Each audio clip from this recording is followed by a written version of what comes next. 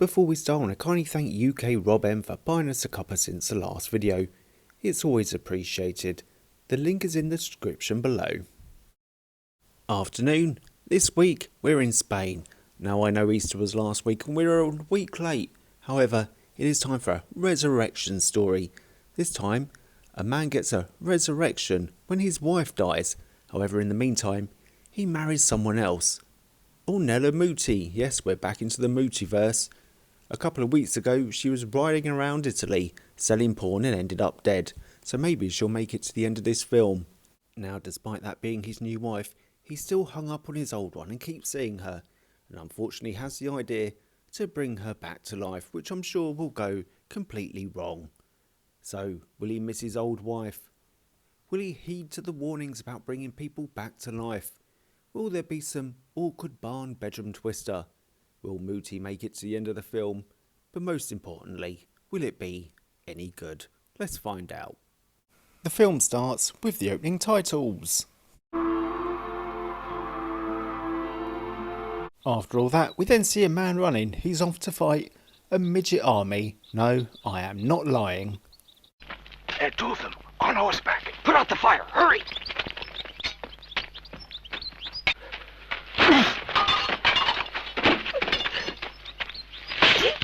That's a little unfair. He's got a height advantage. I'll go on, give it to him again.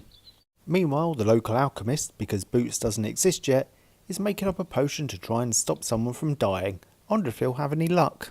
You'd be surprised at the power that's in these herbs. What power is that, Master Thomas?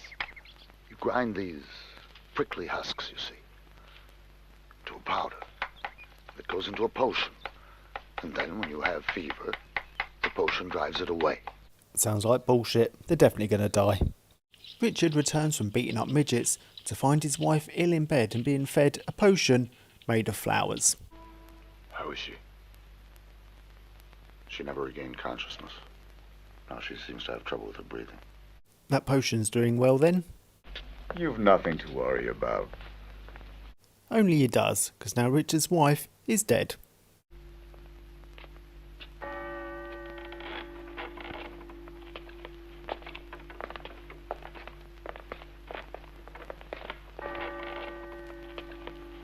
Richard goes to see his wife in the tomb before she gets bricked up.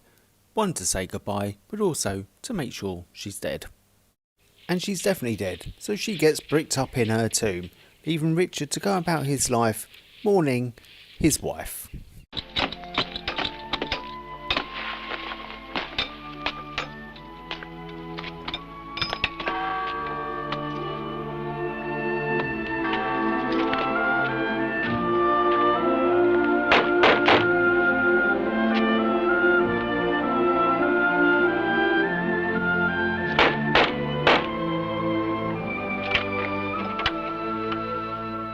Where's your father?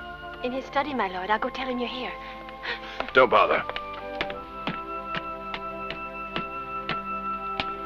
I wonder what he wants to ask her father. Is there something that I can do for you, my lord? I want to marry your daughter. Bloody hell, all she did was open the door for you, and your wife's only just died. I wonder what the dad's going to say. But what about your lady? She died this morning. But you're in mourning. I leave mourning to the priests. I'll expect you and your daughter to be at the castle before night falls. I take it he'll be marrying her then, and his wife isn't even bricked up in her tomb yet. Anyway, Catherine arrives with her dad for the wedding. Of course, she sees the big house and thinks, yeah, I'll go for it. However, not long after the wedding, her husband Richard keeps disappearing, and a lonely woman is a questionative woman and a nosy woman, and starts asking about the previous ex. Have you seen him today? No, my lady. Did he say where he was going? No. No, he didn't, my lady. I haven't seen him since the day we were married. What was she like? Who's that, my lady? Leonor. She never had too much to say to us. But we all liked her very much. How he must have loved her. He certainly did love her, but that didn't stop him from marrying you before she was even cold. Later that night, Richard comes to the bedroom to find his new wife, Catherine, laying in bed. Is there going to be some medieval bedroom twister?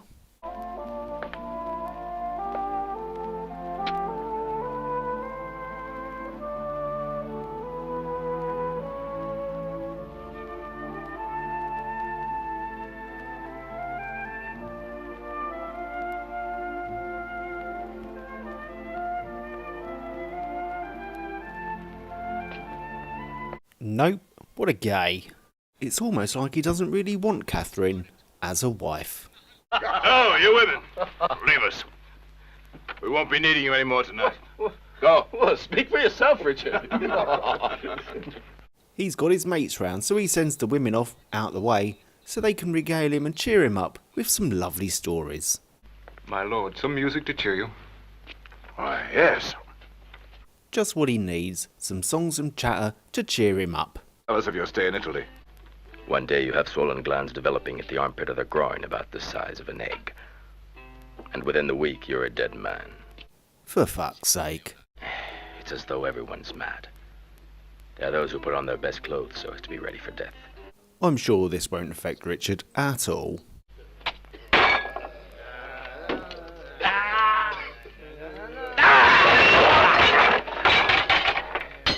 Back to IKEA, anyway.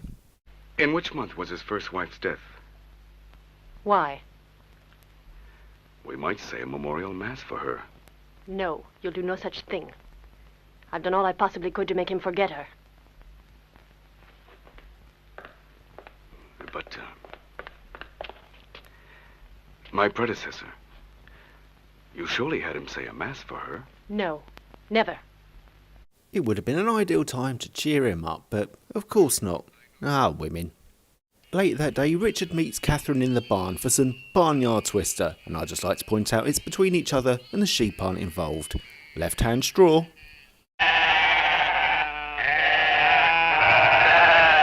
How did he concentrate with that racket? After giving her one, he goes out for some fresh air, probably to get some peace and quiet from both her and the sheep. Let's hope he doesn't see his old dead wife as a ghost and bring all those horrible memories back.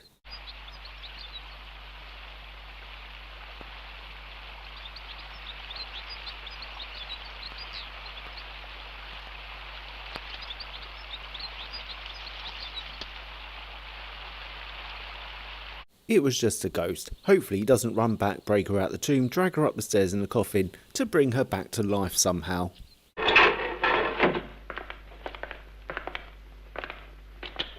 What do you want? Can we help you with that? No.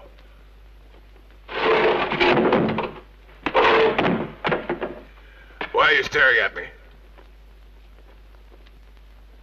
Well, look me in the eye. Do you have something to hide? You know perfectly well I wouldn't dream of keeping anything from you.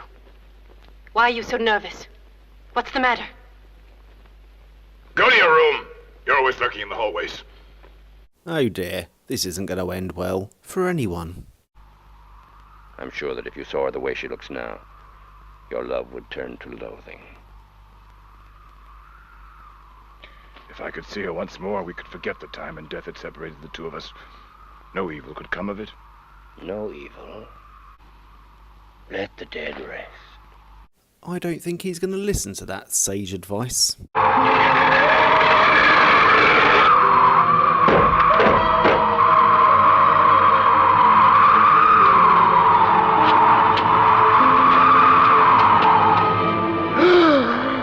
He didn't listen, but he's brought her back. He best go and let Catherine know. She ain't going to be happy. We buried my father while you were gone. He'd been in the north. The plague has caused thousands to die there. It'll be here with us soon. Probably not the ideal time to bring up the fact you brought your dead wife back to life.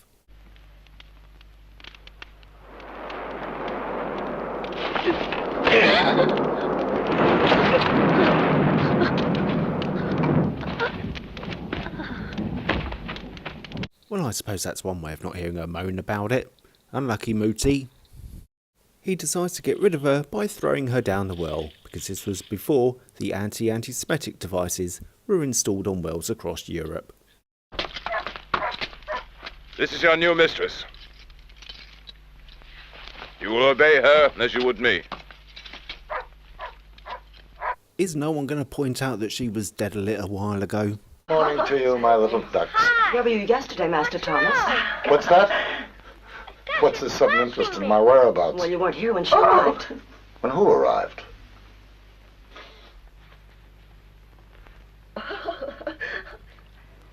I was only 8 years old when the first mistress died, you know. But Maria What on says... earth are you talking about? She says the new mistress is the image of the dead one. I don't remember her. The new mistress? Maria thinks she is the first one. What's that? In fact, Maria says she looks exactly like Lady Leonor 10 years ago. You don't have to wait long for women to start gossiping, do you? My lady? Would you do me a great favor? Would you fix me a very strong perfume? Yes, of course. Margot will bring it to me. That would be to cover up the smell of decay. How nice.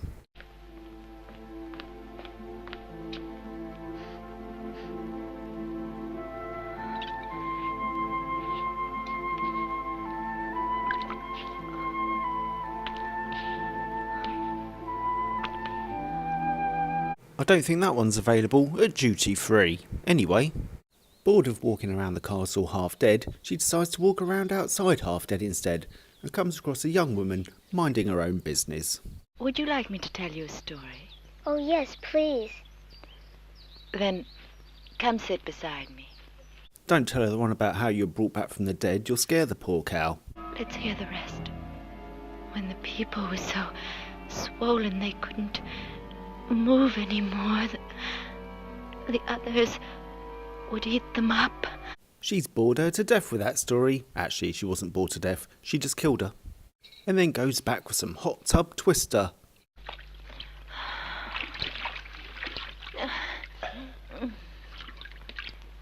In addition to the hot tub hanky-panky, which may or may not be necrophilia, depending on which way you're looking at it, other kids have been going missing and dying, and, unfortunately, someone else is getting the blame for it.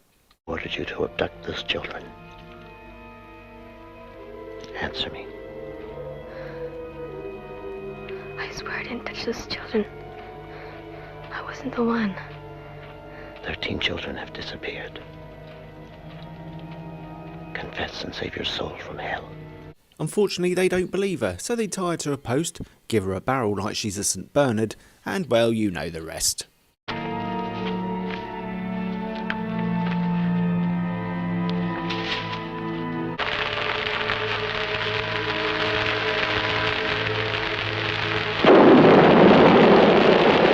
Whilst that's happening, Richard and Leonor are having a nice heart-to-heart. How romantic. I wanted to move, to get out, to speak to you. You were there. I could feel you beside me. However, the time for romance is over because there's some more kids to catch.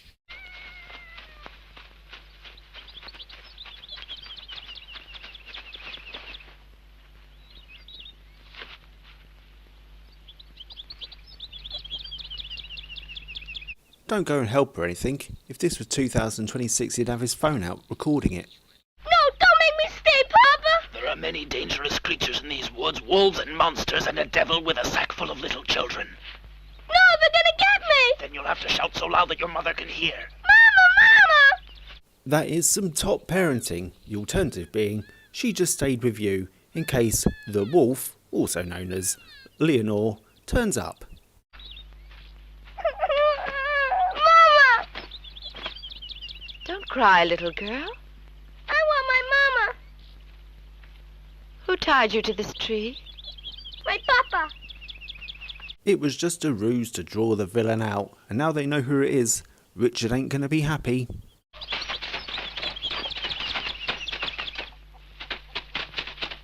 Richard! Sire, they've gone mad! The men are after her! So Richard starts picking them off one by one with his bow and arrow, not realising what she's been up to yet. Where are you all going? Thomas? We can't stay here. Or even you? I'm also afraid. Children disappearing. These strange things I can't explain. The animals are out of control. Plants have stopped growing.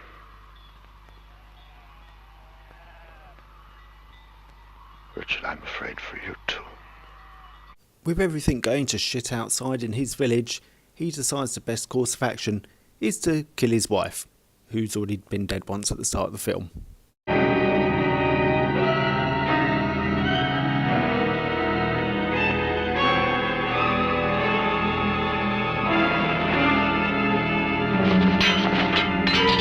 Oh, you simp.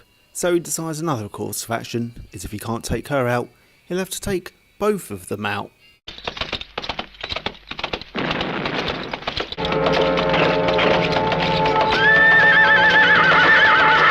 Watch out for that cliff edge.